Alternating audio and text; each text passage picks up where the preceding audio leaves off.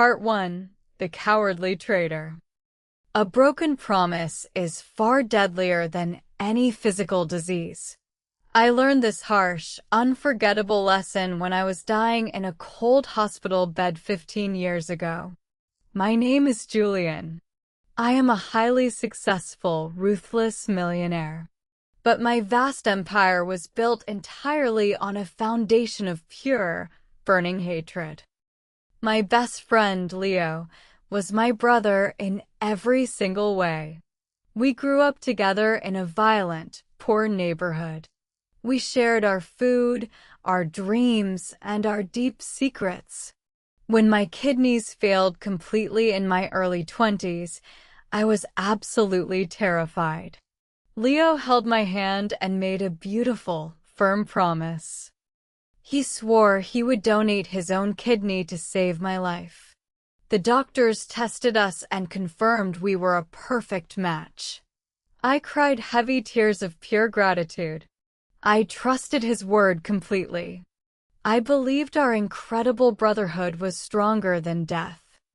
But on the dark morning of the transplant surgery, my hospital room was completely empty. The nurses frantically searched the building. They could not find him anywhere. He did not answer his phone. He had packed his bags in the middle of the night and vanished completely. The intense fear of surgery and physical pain had broken his fragile courage. My best friend intentionally abandoned me to die a slow, agonizing death just hours before the operation. I lay in the cold bed, waiting for my toxic blood to finally kill me. A sudden, impossible miracle happened the very next day. An anonymous donor had tragically died in a car accident in another city. The hospital informed me that his kidney was a perfect match.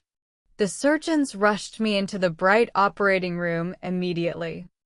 I woke up with a healthy, strong organ beating inside my body. I physically survived the ordeal, but my soul was permanently damaged. The incredible gratitude I felt for the anonymous dead stranger was matched only by my absolute, violent disgust for Leo. He was a pathetic, selfish coward. I completely recovered and dedicated my entire life to massive success. I wanted to prove I did not need his help. I wanted to build a massive fortune just to humiliate him. I turned my deep, painful betrayal into a sharp, unstoppable weapon. 15 years passed quickly. I became incredibly wealthy. I lived in a massive mansion and drove beautiful, expensive cars. I controlled a powerful business empire. But I never forgot the pathetic coward who ran away. The anger inside me never truly faded. I hired the most expensive, brilliant private investigators in the country. I did not want to find him to forgive him. I gave the investigators one simple, dark order. Find Leo so I can completely destroy the rest of his miserable life. Part 2. The Ghost of the Past. My lead investigator called me late on a rainy Tuesday night. He sounded very serious and slightly uncomfortable. He informed me that the long, expensive search was finally over. He had successfully located Leo. My heart beat violently with dark, thrilling anticipation. I expected to hear that Leo was living a comfortable, happy life. I expected to hear he had a beautiful wife and a successful career built on his cowardly survival. I wanted to tear all of that happiness away from him piece by piece. The reality was completely different. The investigator sent a thick file to my secure email. Leo was not living in a comfortable house. He was hiding in the darkest, most dangerous slum on the edge of the city. He lived in a rotting, miserable apartment building. He had no wife, no children, and absolutely no career. The photographs showed a man who looked like a walking ghost. His clothes were dirty and torn. The investigator's report revealed that Leo was drowning in massive, unpayable debt. He owed money to a violent, ruthless underground gang. The powerful criminals were preparing to kill him for the unpaid money. A cold, evil smile spread across my face. This was the perfect opportunity for my ultimate revenge. I did not want the gang to kill him quickly. That was far too merciful for a traitor. I contacted the ruthless gang leader immediately. I used my massive corporate wealth to easily buy Leo's entire debt. I paid them double the amount just to own the official paperwork. In a single afternoon, I legally became Leo's absolute master. I owned his pathetic life completely. I held the official debt contract in my hands. It felt like a powerful, heavy weapon. I planned to use this debt to torture him slowly. I wanted to force him onto his knees. I wanted to watch him beg for mercy, just like I silently begged for his help 15 years ago. I put on my most expensive, custom-made suit. I wanted to look like an untouchable king. I wore a heavy gold watch to highlight my massive success. I walked out to my dark, luxurious supercar. The long wait was finally over. I drove toward the dark, ruined slum. The contrast between my perfect, shining car and the dirty streets was absolutely beautiful. I was a god descending into hell to punish a sinner. I was completely ready to deliver the final, crushing blow. Part 3. The Manifested Karma. I parked my expensive car in front of the rotting apartment building. People in dirty clothes stared at me with fearful, cautious eyes. I ignored them completely. I walked up the dark, foul-smelling stairs to the 3rd floor. I stood in front of a broken wooden door. I kicked the door open violently. It slammed against the cracked wall with a loud crash. The small room smelled like strong chemicals and old sweat. I expected Leo to jump up in terror. I expected him to try to run away through the broken window. He did not move at all. Leo was lying on a dirty, stained mattress in the corner of the dark room. He looked absolutely horrific. His skin was pale yellow and stretched tightly over his sharp bones. He was incredibly thin and frail. He looked like a fragile, dying skeleton. The most shocking detail was the loud, mechanical humming noise in the room. A cheap, old medical machine was sitting next to his bed. Thick plastic tubes connected the loud machine directly to Leo's thin arm. Dark blood flowed slowly through the plastic tubes. It was a dialysis machine. The ultimate, absolute irony hit me like a physical blow. The coward who refused to donate his kidney was now suffering from total renal failure himself. He was dying from the exact same terrible disease that almost killed me 15 years ago. I stared at the loud machine and then looked down at his pale, sunken face. A dark, twisted laugh escaped my lips. I laughed loudly, the sound echoing cruelly in the tiny, miserable room. This was the most perfect, beautiful karma the universe could ever create. You ran away to save your pathetic body. I mocked him coldly, my voice dripping with pure venom. And now your body is rotting from the inside out. You deserve every single second of this agonizing pain. Heaven is finally punishing you for your disgusting betrayal. Leo slowly opened his tired, dark eyes. He looked at my expensive suit and my healthy, strong body. He did not look surprised or angry. He did not cry or beg for forgiveness. A strange, peaceful acceptance washed over his frail face. He was waiting for this exact moment. Part 4. The Cruel Mockery. I pulled the heavy debt contract from my jacket pocket. I threw the papers violently onto his chest. I bought your pathetic life today, Leo. I stated with absolute, cold authority. You owe me hundreds of thousands of dollars. I am going to throw you into the street to rot. I pulled a thick stack of $100 bills from my wallet. I threw the money directly into his pale face. The bills fluttered to the dirty floor. You are a worthless, disgusting coward. I shouted, my childhood anger exploding completely. You left me to die alone in that cold bed. Leo did not defend himself. He did not make any pathetic excuses. He simply looked at me with deep, sorrowful eyes. I am so sorry, Julian. He whispered, his voice incredibly weak and dry. I am so glad you're alive and successful. You look truly wonderful. His gentle response made me even angrier. I did not want his fake, pathetic compliments. I wanted him to suffer intensely. I looked at the cheap, loud dialysis machine keeping him alive. I grabbed the thick black power cord connected to the dirty wall outlet. You do not deserve the mercy of modern medicine. I sneered cruelly. You let me suffer, so I will let you suffer. I pulled the heavy plug violently from the wall. The loud machine instantly died. The room fell into a sudden, terrifying silence. The blood stopped moving through the plastic tubes.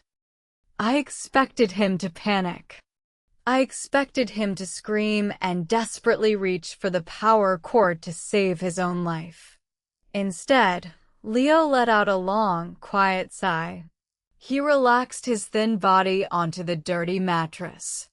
He closed his eyes, looking perfectly calm. Thank you, Julian. He whispered softly in the quiet room. I am so incredibly tired. This is a wonderful gift. He genuinely wanted to die. My cruel punishment was actually a sweet release for him. My perfect revenge felt suddenly hollow and deeply confusing. I stared at him for a long moment. My anger could not process his peaceful surrender. I turned my back on the dying man in disgust. I walked out of the terrible room, leaving him to slowly suffocate in the dark. I thought I had finally won the long war. Part 5. The Blood File. I walked down the dark stairs and stepped out into the dirty street. I felt a strange, heavy pressure in my chest. The victory tasted like cold ash. Before I could unlock my luxury car, a frantic voice called out behind me. A breathless, older man ran toward me. Wait. Please wait. The old man shouted desperately. He wore a faded white medical coat. He was the local community doctor who ran the cheap clinic nearby. He grabbed my arm, breathing heavily. You cannot unplug that machine, sir. You are killing him right now. He owes me massive money. I replied coldly, pushing the old doctor away. He is a pathetic coward who deserves a painful death. He abandoned me when my kidneys failed 15 years ago. I am just giving him the exact same treatment. It is pure justice. The old doctor stared at me with wide, horrified eyes. He shook his head violently. You are completely wrong. The doctor whispered, his voice trembling with deep emotion. Leo did not destroy his kidneys with drugs or alcohol. He is dying because he only has one kidney left. I frowned, completely confused by his strange statement. What are you talking about? I demanded impatiently. He was born with 2 healthy kidneys. We took the medical tests together before the surgery. The doctor pulled a thick, worn medical file from his old leather bag. He thrust the file directly into my hands. Read the surgical history. The doctor yelled angrily. He lost his right kidney exactly 15 years ago. The dates match perfectly. The blood drained completely from my face. I opened the file with sudden, shaking hands. I looked at the surgical records. The exact date, month, and year of Leo's nephrectomy were printed on the page. It was the exact same day I received my life-saving transplant. The timing was an impossible, terrifying coincidence. My heart began to hammer violently against my ribs. He didn't run away. The old doctor whispered softly, tears forming in his tired eyes. He gave his healthy organ away on that exact day. The terrifying truth began to form in the dark corners of my mind. The puzzle pieces were falling into a devastating, unimaginable picture. Part 6. The Anonymous Donor. I dropped the file onto the wet street. I jumped into my car and drove aggressively away from the slum. My mind was a chaotic, terrifying storm. I needed absolute proof immediately.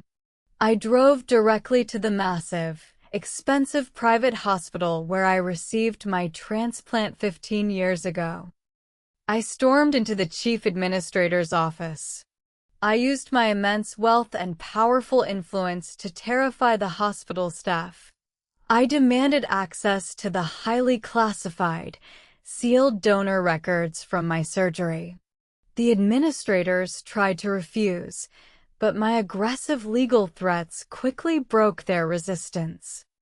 A nervous clerk handed me a sealed, dusty yellow envelope. I sat in a private room, my hands shaking violently. For 15 years, I believed a tragic car accident victim had saved my life. I tore the envelope open and pulled out the original, unedited surgical reports. The official documents revealed the massive, reality-shattering truth. There was no car accident victim. The hospital had lied to me to protect the donor's strict privacy request. I stared at the name printed clearly on the donor registration form. The letters burned directly into my soul. The anonymous living donor was Leo. The coward did not run away. He secretly checked into the same hospital under a false name. He lay down on a cold operating table in the room right next to mine. He allowed surgeons to cut his body open and remove his healthy kidney. He gave me his flesh, his blood, and his future. The man I had hated, hunted, and deeply humiliated was the very reason I was currently breathing. The heart beating in my chest was fueled by his ultimate sacrifice. I was a monster who had just tortured my own savior.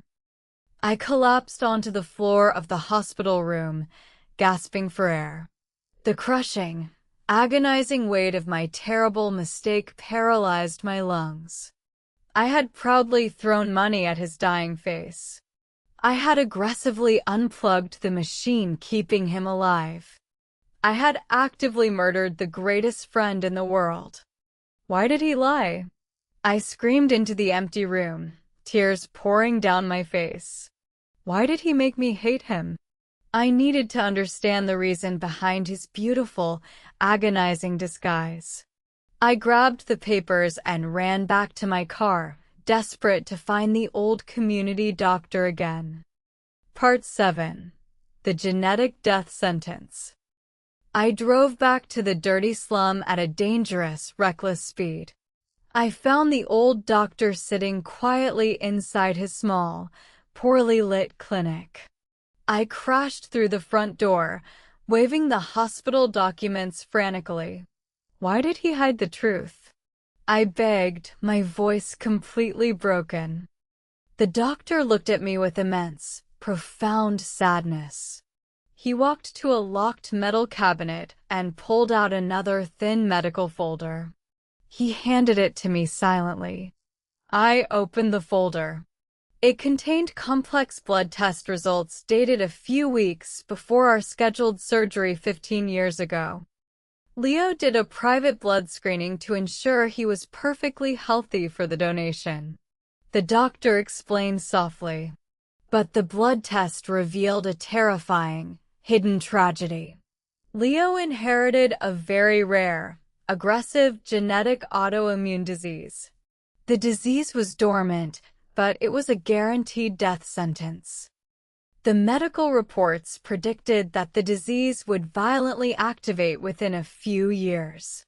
It would systematically destroy his immune system and rapidly attack his internal organs. He was perfectly healthy at that moment, but he was carrying a ticking time bomb inside his blood. He was going to die soon anyway. I whispered, staring at the terrifying diagnosis. The doctor nodded slowly. The tragedy was a double-edged sword. If he donated his kidney, the massive physical trauma of the surgery would immediately accelerate the genetic disease. The donation would cut his remaining lifespan in half. But there was a second, even more urgent problem. If he waited for his disease to activate, his organs would become completely toxic and useless. He had a very small, narrow window of time to give you a perfectly healthy kidney before his blood ruined it forever. He knew this surgery would slowly kill him. The doctor said, his voice heavy with emotion. He intentionally sacrificed his last remaining years of healthy life to ensure you could live a long, beautiful one. He voluntarily accepted a slow, agonizing decay just to keep your heart beating. The immense scale of his sacrifice completely destroyed my mind. He gave up his youth and his health for me. But the most painful question still remained unanswered. If he made this incredible, heroic sacrifice, why did he pretend to be a cowardly traitor? Why did he choose the path of hatred? Part 8. The Shield of Hatred. I fell into a cheap plastic chair, burying my face in my trembling hands. Why didn't he just tell me the truth? I cried desperately. I would have loved him. I would have taken care of him. I would have spent my entire fortune trying to cure his disease. The old doctor sighed heavily and sat across from me. Leo knew you incredibly well, Julian. The doctor explained gently. He knew you were a very proud, sensitive, and deeply honorable man. He knew exactly how your mind worked. He mapped out your psychological reaction perfectly. If Leo told you the truth 15 years ago, you would have completely refused the surgery. The doctor continued. You would never allow your best friend to sacrifice his life for yours. You would have chosen to die rather than accept his healthy organ under those terrible conditions. And if he forced you to take it, you would have lived the rest of your life in absolute, crushing guilt. The doctor said sadly. You would have watched him slowly die, knowing his death was accelerated by your survival. The guilt would have destroyed your soul and ruined your future completely. The brilliant, agonizing psychological twist finally became clear. Leo did not want me to live a sad, guilty life. He wanted me to be strong, aggressive, and fiercely successful. He knew that pure hatred was the most powerful, unstoppable fuel a human being could ever possess. He intentionally played the role of a selfish coward. He wanted you to hate him. The doctor whispered. He knew your anger would force you to fight harder. He used his own humiliation as a dark, powerful shield to protect your fragile mind. He made himself the villain so you could become a king. He allowed me to curse his name every single day. He endured absolute poverty and a decaying body in complete silence. He smiled when I unplugged his machine because he thought his mission was finally, successfully completed. He believed my anger had kept me perfectly safe. I was not a self-made millionaire. I was a fragile project built entirely by the blood, pain, and ultimate psychological sacrifice of a dying man. I had to fix this terrible mistake immediately. I had to save him. I ran out of the clinic, desperate to stop the clock. Part 9. Running out of time. I pulled out my phone and dialed the most expensive private medical service in the city. I ordered a fully equipped medical helicopter to fly directly to the slum immediately. I authorized millions of dollars for emergency organ transplants and elite surgical teams. I was going to save my brother. I ran back to the rotting apartment building. I climbed the dark stairs, ignoring the terrible smell.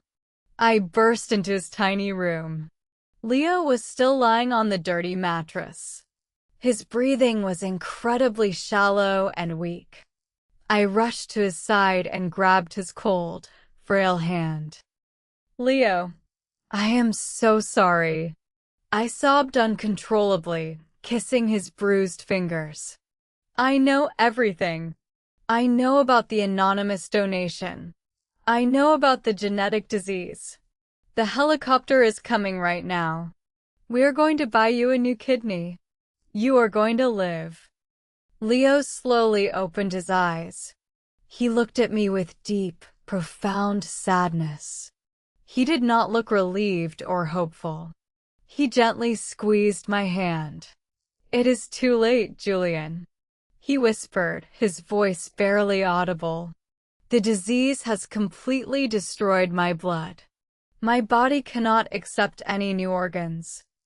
The ultimate, horrifying twist paralyzed my heart.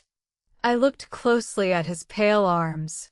Dark, purple bruises covered his thin skin. The genetic disease had completely ruined his blood-clotting system. Any surgical incision would cause a massive, uncontrollable hemorrhage. He was completely untreatable. My money, my power, and my massive empire were absolutely useless. I could not buy his life back. Furthermore, a new, terrible realization hit me. By aggressively unplugging his dialysis machine earlier, I had caused a sudden, massive shock to his fragile, failing heart. I had actively triggered his final, fatal cardiac decline. If I had not come here today to humiliate him, he might have lived a few more peaceful weeks. My blind, arrogant hatred had physically murdered my greatest savior.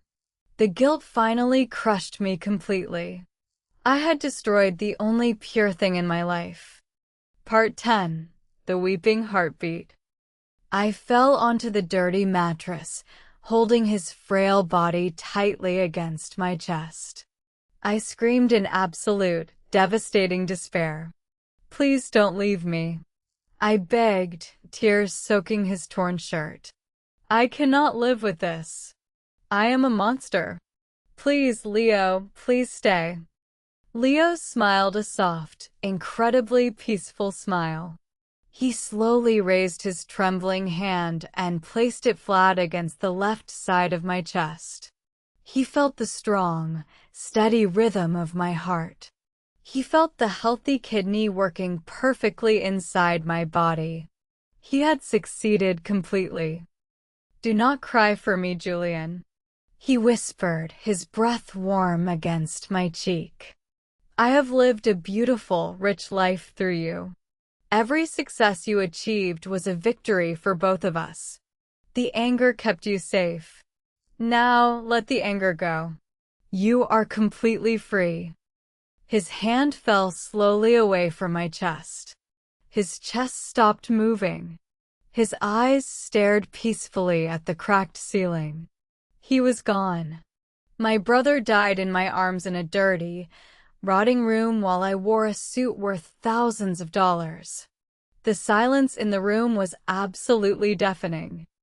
I sat on the floor for hours, holding his cold hand. The medical helicopter arrived outside, but it was completely useless. I organized a massive, beautiful funeral for him. I buried him in the most expensive, peaceful cemetery in the city. But the grand gestures meant absolutely nothing now.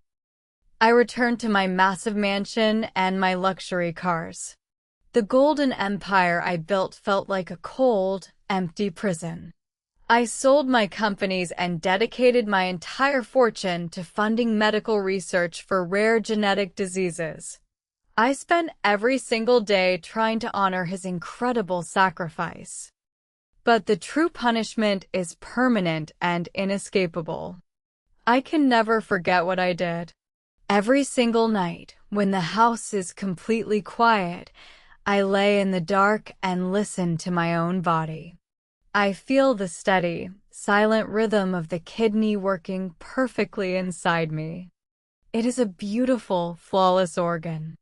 But it feels incredibly heavy.